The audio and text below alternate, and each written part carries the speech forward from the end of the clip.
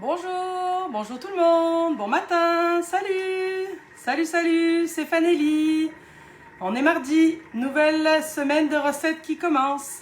Installez-vous tranquillement, est-ce que vous êtes par là? Faites-moi un petit signe, un petit message. Vous remarquez que la technique a encore joué des tours ce matin, hein. J'aime ça les matins comme ça, donc on change de sens, mais c'est pas grave.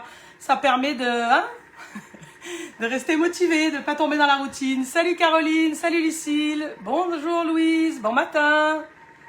Bon, alors, aujourd'hui, on s'apprête à préparer une recette que j'aime beaucoup, qui est comme dans mes recettes favorites de l'été. Je m'arrange toujours pour avoir des crevettes au fond du frigo, au fond du congélateur plutôt. Puis ça peut être aussi une recette qui est intéressante, on verra tout à l'heure, avec du poulet, avec des restes de poulet grillé. Qu'est-ce qu'on va préparer?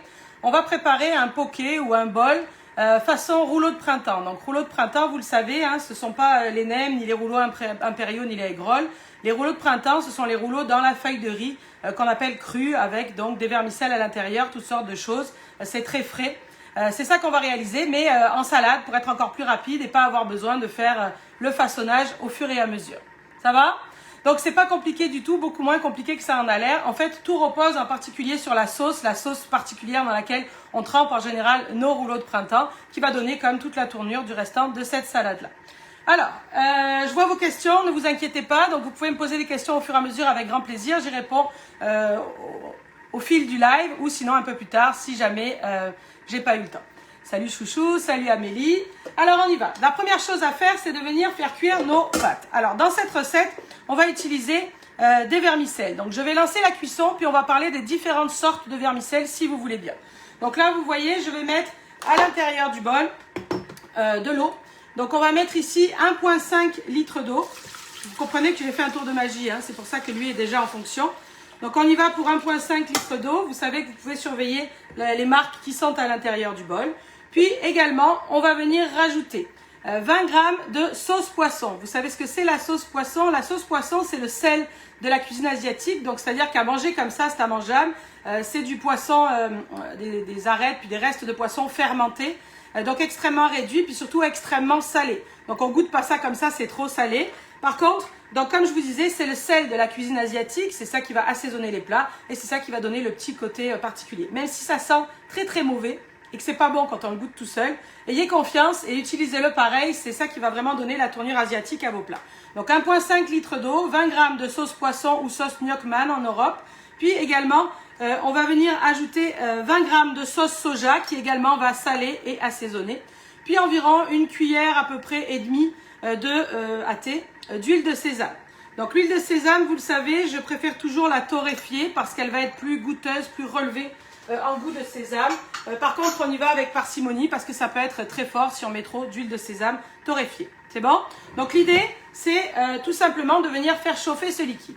On va venir ajouter à l'intérieur nos crevettes. En fait, pendant que notre bouillon finalement va être en train de chauffer, nos crevettes vont cuire. Et ce genre de vermicelles-là, il ne faut pas les apporter à ébullition, il faut juste verser l'eau bouillante par-dessus. Donc c'est ce qu'on est en train de faire. On prépare notre bouillon, on rajoute à l'intérieur donc nos crevettes. Vous voyez que volontairement, ce sont des grosses crevettes. D'abord parce qu'en cuisant, les crevettes en général vont réduire en taille. Donc on aime ça avoir quand même une consistance à la fin des vraies belles crevettes. Puis également, comparativement au temps, là ça va chauffer pendant 15 minutes. Alors les crevettes vont pas cuire 15 minutes parce qu'il faut le temps que ça arrive à ébullition. Mais si tu mets des crevettes plus petites ou des crevettes nordiques, à ce moment-là, pas les mettre dans le bouillon. Les mettre uniquement avec les vermicelles comme on va faire dans pas longtemps. Pour juste les mettre à gonfler. Ça va? Oui? Allez, donc on rajoute nos crevettes, nos belles crevettes à l'intérieur. Au niveau de la quantité, c'est environ 150-200 grammes. En fait, t'en mets comme tu veux de crevettes. De toute façon, vous retrouvez l'intégralité des poids sur fanelli.com dans la recette qui est disponible dès ce matin. Donc là, on va placer ça. Puis vous comprendrez que là, je ne vais pas le démarrer de ce côté-là parce que vous l'avez ici, vous comprenez. On va mettre ça environ 15 minutes, pas environ, mais 15 minutes à 100 degrés, sens inverse, mijotage. Mijotage parce qu'on a les crevettes et qu'on ne veut pas les abîmer. Ce qu'on cherche à obtenir, c'est l'ébullition. Donc ça, c'est toujours pareil. On a demandé 15 minutes, mais on vérifie bien ici qu'on a atteint nos 100 degrés avant de continuer la recette pour être sûr que ce soit bien chaud. Ça a l'air confus comme ça, j'espère pas, mais en voyant les choses, vous allez peut-être un peu mieux comprendre. Donc là, ce que je vais faire tout simplement, c'est attraper un bol dans lequel je vais venir placer mes vermicelles et je vais attendre que ça sonne pour verser le bouillon par-dessus. Alors, la sorte de vermicelle. Il y a toutes les écoles. Tu sais, c'est souvent, c'est un peu comme la tarte tatin ou la pâte feuilletée ou la pâte sablée, où il y a certaines recettes comme ça où selon les coins, les gens préfèrent une sorte ou une autre. Parfois, on pense que, en fait, qu'est-ce qui existe comme vermicelle? Il existe des vermicelles de riz ou il existe des vermicelles de haricots mongo. Haricots mongo, c'est comme un peu des fèves germées ou des pousses de soja, c'est un peu le même genre, on va dire. Ça se ressemble. Vous voyez que les vermicelles de riz sont un peu plus blancs. Les vermicelles de haricots mongo ou soya sont transparents. Tu peux utiliser l'un ou l'autre dans le sens que la cuisson va être la même, c'est-à-dire qu'on va juste verser l'eau bouillante par-dessus et ça va gonfler. C'est pas la peine de le faire cuire trop, sinon après c'est trop mou. Oui, hein, la torréfiée, ça veut dire la rôtie, ça veut dire la grillée concernant l'huile de sésame. Donc, vous mettez la sorte que vous voulez. Personnellement, je sais que si j'en trouve, parce que c'est un peu plus difficile à trouver parfois, j'aime beaucoup mieux faire ça avec les haricots mongo. Les haricots mongo, les vermicelles, ça reste transparent à l'intérieur. Le vermicelle reste transparent. Et moi, je pense que la plupart du temps, c'est mieux dans les rouleaux de printemps. Les vermicelles de riz vont devenir blancs. Quelle est la différence? Eux, ils gardent une meilleure texture. Ils sont un peu rebondis, on va dire. Alors que le vermicelle de riz, parfois, peut devenir un peu plus mou. Mais les deux peuvent fonctionner sans problème. Et la mode de cuisson est la même. Si on veut vraiment pour une version Supra Express, alors je pense qu'en Europe ça existe aussi, mais ici ça commence à être assez populaire, notamment dans les régimes cétogènes ou keto, c'est le konjac. Le konjac c'est encore une autre sorte, puis le konjac c'est comme très faible en calories. Vous voyez là ça c'est comme 5 calories pour tout le paquet. Cette marque-là de vermicelles de konjac, vous les apercevez au fond. Ce qui est intéressant aussi pour le mode express, c'est qu'ils sont déjà cuits dans le sac. Il suffit juste de les rincer. Donc, dans le cas d'une salade comme aujourd'hui ou de n'importe quelle autre salade à l'asiatique ou même pour dépanner, c'est super pratique. Moi, c'est pour ça que j'en ai dans mon placard. Je ne suis pas le régime cétogène, mais je trouve que ça ressemble vraiment en goût à ce genre de vermicelle-là et en texture. Puis, c'est super dépanneur. Il n'y a plus qu'à rincer puis à mettre. À ce moment-là, bien entendu, vous ne faites pas cette méthode-là. Ça serait la recette express, là, avec la sauce déjà faite et plus qu'à rajouter les vermicelles cuits. Puis un reste de poulet cuit ou des crevettes cuites également. Ça va pour la sorte de vermicelle? Oui, pas de questions en particulier. Donc riz, haricots mongo. Donc vous voyez qu'haricots mongo, on les trouve quand même plus facilement dans les magasins asiatiques que dans les magasins courants. Et le konjac comme ça, ici au Québec, ça arrive souvent en spécial. C'est assez intéressant d'en faire un spot à ce moment-là. Ok, ici, je sens justement l'odeur, puis c'est ça, c'est sur le point de sonner. Donc on va faire notre étape suivante. Je me sors une assiette que j'ai oublié de sortir parce que pour aider à pocher, il est certain que c'est bien d'avoir un couvercle sur le dessus. Donc dans les étapes de la recette à la maison, c'est la même chose que vous faites. La première chose à faire, c'est bien entendu d'apporter votre bouillon à ébullition parce que le temps que les vermicelles gonflent et cuisent, entre guillemets, vous allez préparer le restant de la recette. Donc là, regardez voir, je vais venir verser par-dessus mes vermicelles. Vous allez apercevoir le beau bouillon et les crevettes qui sont parfaites, juste comme... c'est pas trop, là, juste cuite correctement.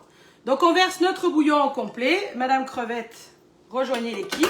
Et tout de suite, je mets mon assiette sur le dessus pour bien conserver la chaleur à l'intérieur. Puis, je vais réserver ça pas loin pour qu'on puisse continuer nos étapes. Est-ce que ça va? J'ai l'impression que c'est bien plus simple que ce que j'ai l'air de vous le dire. Je ne sais pas pourquoi. Probablement avec mes affaires de technique depuis tout à l'heure, là. Je suis un peu mélangée, mais ça va aller. Alors, c'est bon pour les vermicelles? Pas de questions? Ok. Maintenant, on s'occupe de la garniture. Dans un rouleau de printemps, en général, il y a des crevettes et du poulet, ou des crevettes ou du poulet. Puis, il y a comme de la verdure. La verdure, qu'est-ce qu'il va y avoir? Des carottes, des oignons nouveaux, c'est pas toujours, mais moi j'aime ça en mettre. Oignons nouveaux ou cébettes ou oignons doux. Puis, souvent, dans la sauce, en fait, normalement, dans laquelle on trempe les rouleaux de printemps, il y a des cacahuètes ou des arachides grillés. D'accord? Donc là, je vous propose d'intégrer les cacahuètes ou les arachides grillés directement à la garniture plutôt que dans la sauce. Bien entendu, c'est optionnel. Si tu es allergique aux arachides ou si tu n'aimes pas ça, tu n'es pas obligé d'en mettre. Mais c'est vrai que si tu veux retrouver le goût exact, ça prend les arachides, ça prend les carottes, ça prend la sauce poisson tout à l'heure dans la sauce. C'est bon? Donc là, tout simplement, on va mettre tous nos amis en même temps à l'intérieur. Quelqu'un demande, est-ce qu'on peut utiliser le thermoserveur? Oui, vous pouvez, mais on ne cherche pas tant à maintenir au chaud, on veut juste faire gonfler dans l'eau bouillante, mais vous pouvez. Donc là, je mets tout le monde à l'intérieur du bol. Tout le monde, c'est environ 150 g de carottes, c'est environ 50 g d'oignons verts et environ 50 g d'arachides grillés ou torréfiés.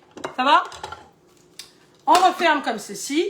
Et là, on va venir hacher 3 secondes, vitesse 5. Bien entendu, ça va mettre un peu de temps à démarrer parce que le bol est encore chaud après avoir fait bouillir l'eau. Mais comme ceci, pour débarrasser mes verdures. Donc 3 secondes vitesse 5, on regarde de quoi ça a l'air, éventuellement on remet, mais il vaut mieux mettre moins que trop.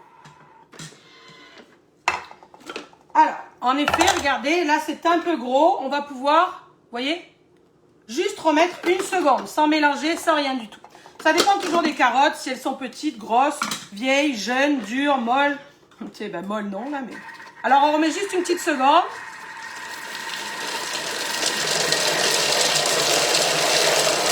Parfait. Je vois passer en diagonale les arachides salés ou non, sucrés ou non, peu importe. C'est salé, c'est pas indispensable parce que la sauce va l'être déjà assez. Mais si vous avez des arachides salés pour l'apéritif, à mon sens, moi j'irai pas en acheter d'autres, je prendrai celle-ci. À dire vrai, moi j'ai les arachides rôtis au miel que j'utilise pour faire le beurre d'arachide, le beurre de peanut, le beurre de cacahuète. Donc c'est ça que j'ai utilisé, mais ça change pas grand-chose. Donc là, je réserve ma garniture qui viendra s'ajouter à ma salade quand elle sera terminée. Est-ce que ça va? Oui? Il y a quelqu'un qui dit, moi j'aime ça les nems, je mangerai ça sur la tête d'un pouilleux. Ouais, moi aussi, les rouleaux de printemps, miam miam. Ok, maintenant qu'on a fait notre garniture, on va venir préparer notre sauce. La sauce qui normalement sert à tremper, mais nous qui va nous servir de vinaigrette, de sauce pour notre salade. Alors, je vais mettre tous les ingrédients, puis après on va parler des ingrédients en décalé parce que ça mérite, ça va chauffer un petit peu cette sauce-là. Donc le temps de chauffe, on parlera des ingrédients. Donc là, je mets 75 g de vinaigre de riz. Ensuite, je viens rajouter 45 g de la fameuse sauce poisson, donc qui va saler et donner le petit goût particulier à notre sauce, à notre vinaigrette. Également, je viens rajouter de l'huile de sésame. J'ai plus le poids exact en tête, mais tout est marqué dans la fiche recette pour venir un peu parfumer notre sauce. On rajoute également 30 g de sucre. C'est toujours un peu sucré, hein, les assaisonnements asiatiques, puis pareil pour contrebalancer avec l'acidité du vinaigre et le goût un peu prononcé de la sauce poisson. Mais on laisse pas ça comme ça tel quel, parce que sinon ça va être bien trop fort. On vient rajouter 150 g d'eau. Ça va? Pas compliqué? Ok, c'est une sauce très liquide, hein, la sauce dans laquelle on trempe nos nems, c'est normal. Donc là on remet, comme ça on va venir faire chauffer correctement. Puis là on chauffe environ 3 minutes. À 100 degrés, on cherche juste à atteindre l'ébullition. À faible vitesse, sens inverse ou pas sens inverse, on s'en fout, il n'y a personne qui craint. Pourquoi est-ce qu'on amène à chauffer cette sauce? Tout simplement pour venir faire dissoudre le sucre qui est à l'intérieur, pour éviter d'avoir des crunch dans la sauce. Quelqu'un demande, est-ce que l'huile de sésame est impérative? Non, absolument pas. Moi, je trouve que ça relève un peu. Il n'y en a pas beaucoup, hein, parce que c'est vraiment... je me rappelle plus, mais c'est comme un 15 g de sauce sésame ou une cuillère et demie de sauce sésame, d'huile sésame. C'est pas trop gras versus tout le reste de la recette. C'est juste pour parfumer un peu. Mais si vous n'aimez pas ça, ben vous n'en mettez pas. C'est pas grave du tout, là, il n'y a pas de souci. Est-ce que ça va jusqu'ici? Donc vous comprenez que ce qui est cool, c'est que je trouve les étapes s'enchaînent les unes après les autres. C'est super rapide à faire, même au dernier moment. Alors, maintenant, on continue. Ah oui, les ingrédients, c'est ça que je voulais vous dire. Donc l'huile de sésame, on en a parlé, de la torréfiée. La sauce soja, ben, c'est de la sauce soja. On a déjà parlé de ça quelques fois, dans le sens, il existe plusieurs sortes de sauce soja. Trouvez la vôtre et conservez-la. Pourquoi? Parce que parfois, il y a des sauces soja qui sont trop trafiquées puis qui sont archi salées. C'est salé de la sauce soja, c'est normal. Mais des fois, c'est vraiment trop salé. Puis parfois, c'est même trop amer parce que c'est pas de la vraie. Alors, il y en a qui prennent de la allégée en sel, mais ça, à mon sens, c'est ridicule parce que c'est simplement de la sauce soja coupée à moitié avec de l'eau. Donc, finalement, tu achètes de l'eau, c'est dommage. À ce moment-là, fais-le chez toi. Coupe ta sauce soja avec de l'eau toi-même pour la rendre moins salée. Ça va? Le vinaigre, ça c'est important. Le vinaigre de riz dont je vous parle dans cette recette, c'est du vinaigre de riz nature. Ça a l'air bête comme ça, mais parfois, il y a des vinaigres de riz qui sont sucrés. Et en fait, ils sont assaisonnés, ils sont sucrés-salés. Parce que le vinaigre de riz, le plus souvent, on le retrouve dans le riz à sushi. C'est ça qui va servir d'assaisonnement dans le riz à sushi. Et le vinaigre qu'on met dans le riz à sushi, c'est un vinaigre avec du sel et du sucre.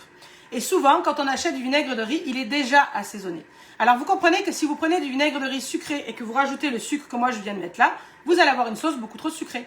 Donc, comment on fait pour savoir? Ben, c'est pas compliqué, on retourne la bouteille. Si tu achètes du vinaigre de riz et qui est juste du vinaigre de riz, il y aura juste écrit vinaigre de riz.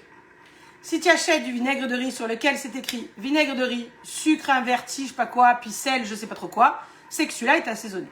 D'accord? Si tu en es acheté, prends garde. Si à la maison, tu regardes ta bouteille et qu'elle est déjà assaisonnée, ben dans ce temps-là, qu'est-ce que tu vas faire? Ne mets pas de sucre, comme j'en ai mis là, ou mets-en un peu moins pour être sûr d'avoir un juste équilibre.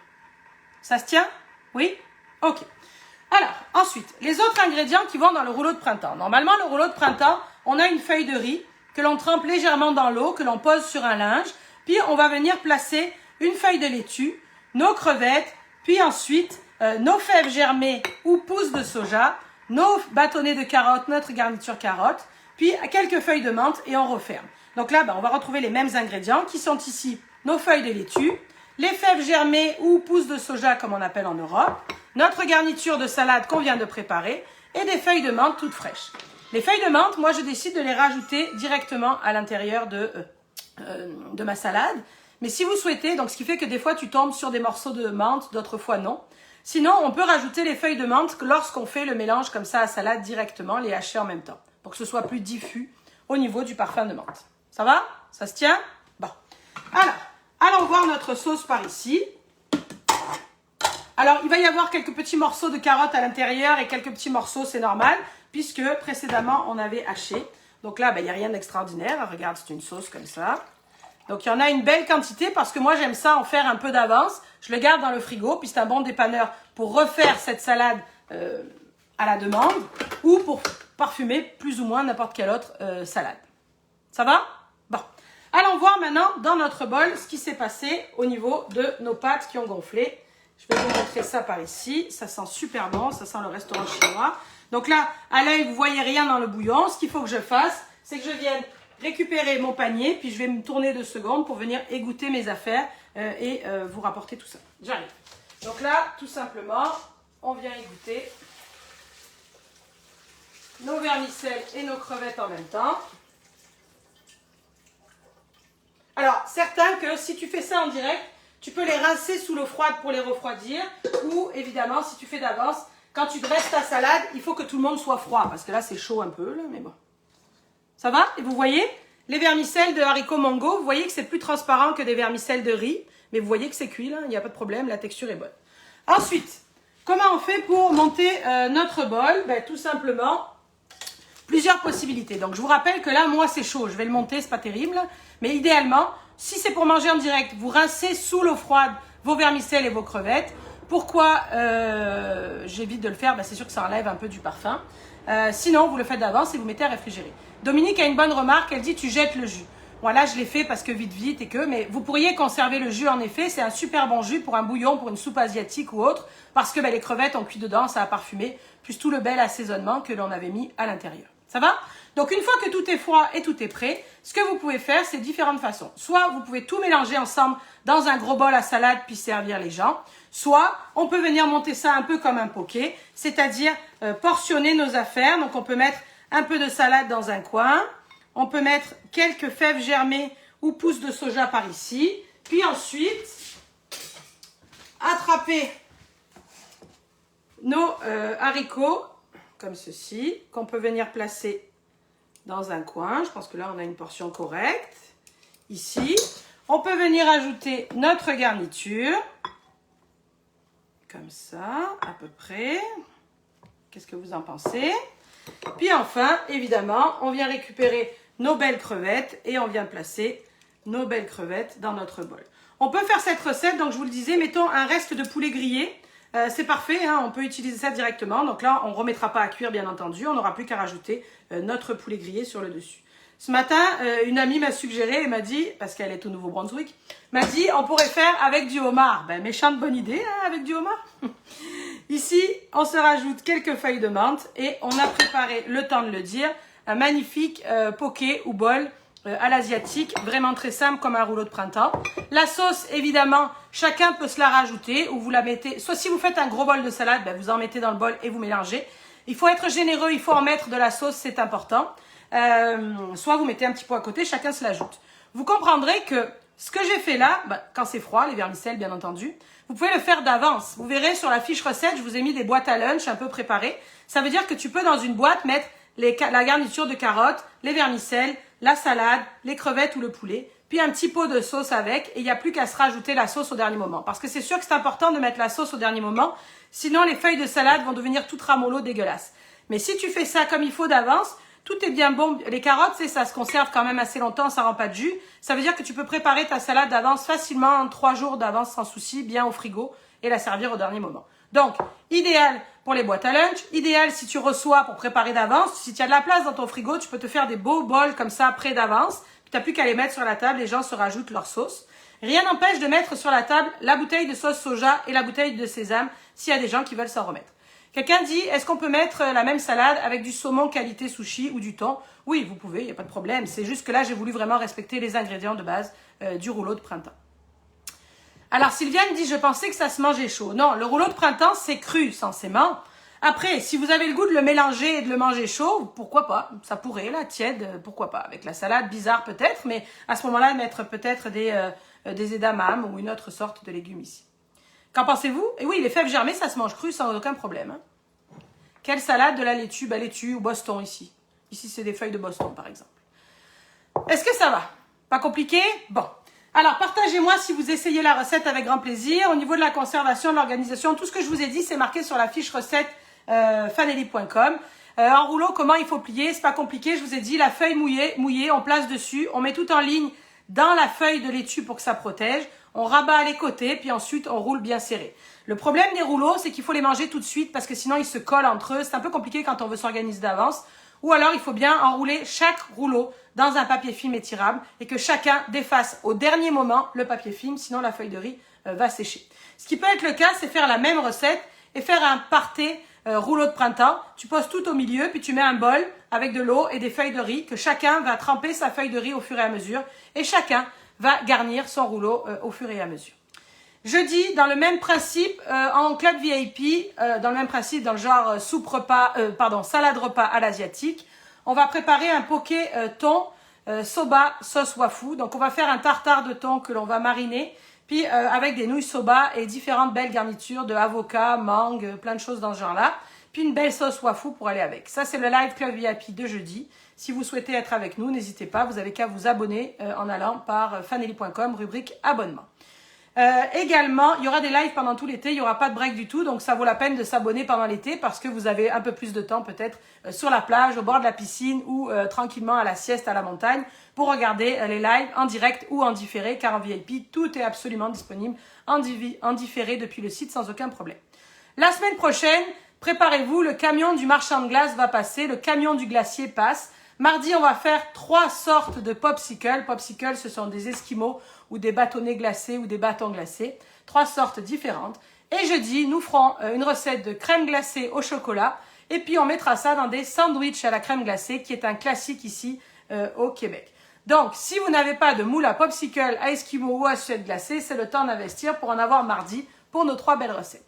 Sur ce, je vous remercie à tous de votre fidélité. J'espère que vous passez un bel été. Et je vous dis donc à jeudi pour certains et à mardi pour d'autres. Salut tout le monde, merci!